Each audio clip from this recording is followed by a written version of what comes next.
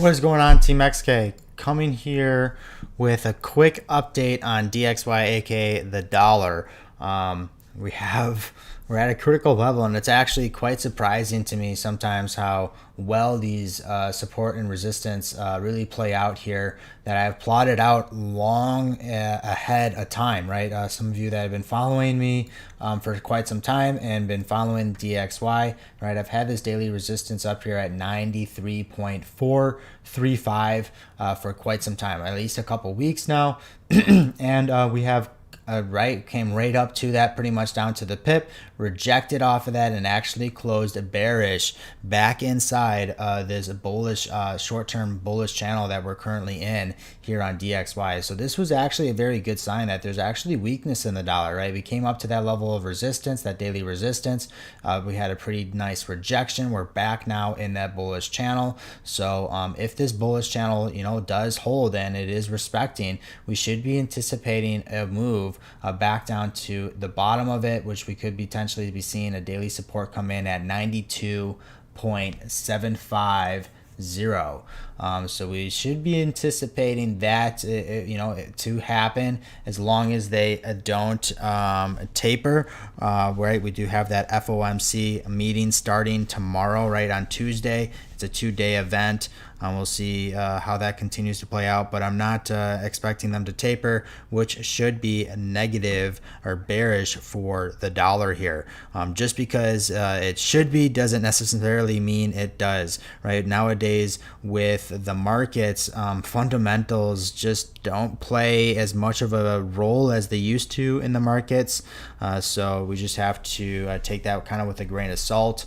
But I would be, as of right now, anticipating the DXY continues this bearish trend. I really like seeing that it came up, tested that daily resistance, and really rejected off of there. There is still, we could come up and test that, but as long as that daily resistance remains intact, I will remain bearish here on a DXY.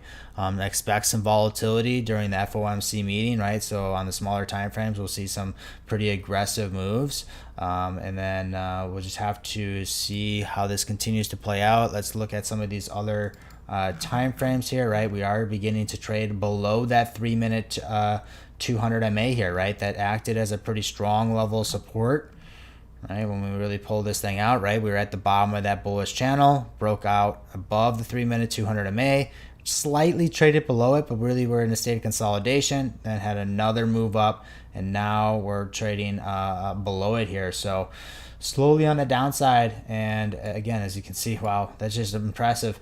Daily resistance really acted as that resistance down, pretty much down to the pip. So we'll continue to see how this plays out. Not much of an update. We could look at what are we oversold on, what time frames are we oversold on. For that, I do like to use XK, but I also like to use this indicator fib RSI mixed. And normally when we get to these black lines out here, right at the very outer edge, that's when we start to get overbought. So we're technically, let's start off at the daily. Right, daily time frame, we're technically still not in that overbought area, right? We start getting into the overbought when we create a double top here, and we hit, what is this, 93.7. That one we would start beginning to get overbought on the daily. 4 hour, still not overbought on the 4 hour. Again, 4 hours is going to be the same as daily, 93.7. Let's go step it down to the 2 hour time frame. All right, 2 hour time frame. We did reach that overbought area, so we're kind of in that overbought area on the 2 hour, which would mean that anything underneath the 2 hour we're pretty much overbought on, right? 1 hour overbought. We'll go down to 30-minute, right? 30-minute. We're not truly overbought, right? We can see that daily resistance really coming in, but we're still at the top of that overbought area. And that's going to be that. So 3-minute 200 MA acting as our dynamic level of resistance as of right now. If we continue to trade below that, continue to see this stair step formation to the downside is pretty likely to occur. Hopefully this was insightful. Again, I think this is going to be kind of similar with cryptos. I'm thinking 60% chance that we see the rest of the week, or the start to begin to see the rest of the week continue to the downside. All reliant on the FOMC meeting and what is said there.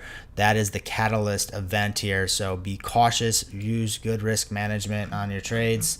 And then we're just going to have to sit back and wait to see how this continues to play out. And we'll revisit this and then, do another analysis and see where we could have, done better if we were wrong.